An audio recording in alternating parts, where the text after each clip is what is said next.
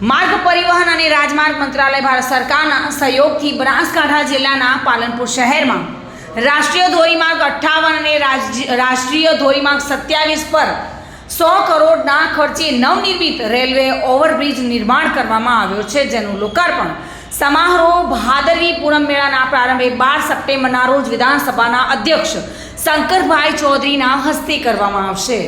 આ પ્રસંગે કેબિનેટ મંત્રી બળવંતસિંહ રાજપૂત તથા ધારાસભ્ય અનિકેતભાઈ ઠાકર સહિતના મહાનુભાવોની ગરિમામય ઉપસ્થિતિમાં બ્રિજને પ્રજા માટે ખુલ્લો મૂકવામાં આવશે। 17 મીટર ઊંચાઈ પર રોટરીવાળો દેશનો પ્રથમ અને આ પ્રકારનો ત્રીજો બ્રિજ છે, જ્યારે ગુજરાતનો આ પ્રથમ અને પિલ્લર પર 3 લેગ એલિવેટેડ બ્રિજ છે।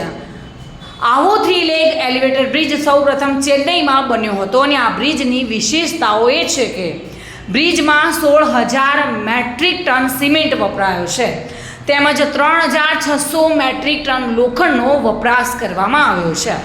પાલનપુર અને આબુ રોડ તરફ 1700 મીટર લંબાઈના લેગ બનાવવામાં આવ્યા છે, જ્યારે પાલનપુર અને આબુ રોડ તરફ 2 લાઇન અને અંબાજી તરફ 4 લાઇન લેગ બનાવવામાં આવ્યા છે।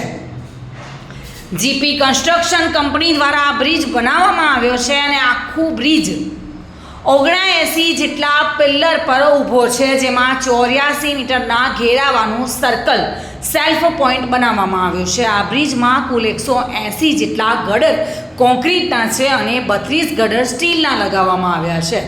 પેરાપીડ સાથે આ બ્રિજની ઊંચાઈ 18 મીટરની છે અને આ બ્રિજ પર આબુ રોડથી અંબાજી તરફ જતા વાહનો પસાર થશે અને પાલનપુરથી અંબાજી તરફ જતા વાહનો પસાર થશે, ત્યારે બ્રિજના વિવિધ સ્થળો પર દિશા સૂચક બોર્ડ લગાવવામાં આવ્યા છે। બ્રિજના ઉદ્ઘાટનને લઈને બ્રિજને રોશનીથી સજાવવામાં આવતા શહેરીજનોમાં બ્રિજના ઉદ્ઘાટનને લઈને ઉત્સુકતા જોવા મળી રહી છે। આ બ્રિજના લોકાર્પણથી લોકોને અવરજવરથી સુવિધા સાથે ટ્રાફિક સમસ્યામાંથી પણ છુટકારો મળશે, એટલે કે આવતીકાલે જિલ્લા મથક પાલનપુરને મળશે વિકાસની નવી ભેટ। કેબિનેટ બળવંતસિંહ રાજપૂત તથા ધારાસભ્ય અનિકેતભાઈ ઠાકરની ગરિમામય ઉપસ્થિતિમાં ગુજરાત વિધાનસભાના અધ્યક્ષ શંકરભાઈ ચૌધરીના હસ્તે આ બ્રિજને ખુલ્લો મૂકવામાં આવશે। બનાસકાંઠાવાસીઓ આનંદો આપણી માટે આનંદના સમાચાર છે। જિલ્લા કલેક્ટર મિહિર પટેલે આવતા જ બ્રિજના કામમાં મહત્વપૂર્ણ યોગદાન આપ્યું હતું।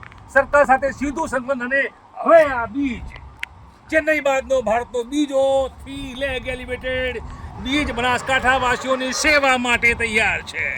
આ બ્રિજની મહત્વ પાલનપુર વાસીઓ માટે, બનાસકાંઠા વાસીઓ માટે એ છે કે મારા કેમેરામેન જે દ્રશ્યો બતાવી રહ્યા છે તે મુજબ હવે રેલવે જંકશન પાલનપુર પર નીચે છે, આખું પાલનપુર નીચે છે। આબુ રોડ એટલે કે રાજસ્થાન તરફ જતા તમામ નાના મોટા હેવી વાહનો હવે આ બ્રિજ ઉપરથી પસાર થશે અને પાલનપુર વર્ષોથી દાયકાઓથી કાયમી ટ્રાફિક સમસ્યાઓથી પીડાતા પાલનપુર વાસીઓને હવે રાહત મળશે। આ બોર્ડ વિશેષક છે, એક રસ્તો સીધો આબુ રોડ જઈ રહ્યો છે। આ રસ્તો સૂચવે છે કે પાલનપુર વાસીઓ હવે આ બ્રિજ તમને ટ્રાફિકમાંથી મુક્તિ અપાવશે। તો બીજો રસ્તો, આ જે રસ્તો મારા કેમેરામેન બતાવી રહ્યા છે, આ રસ્તો માઈ ભક્તો હવે 12મી સપ્ટેમ્બરથી 18 સપ્ટેમ્બર સુધી પદયાત્રી કરતા પદયાત્રીઓ બિંદાસ અહીંથી પસાર થશે। 12 કિલોમીટર જેટલું અંતર પણ કરશે। સરકારની આ પહેલ છે।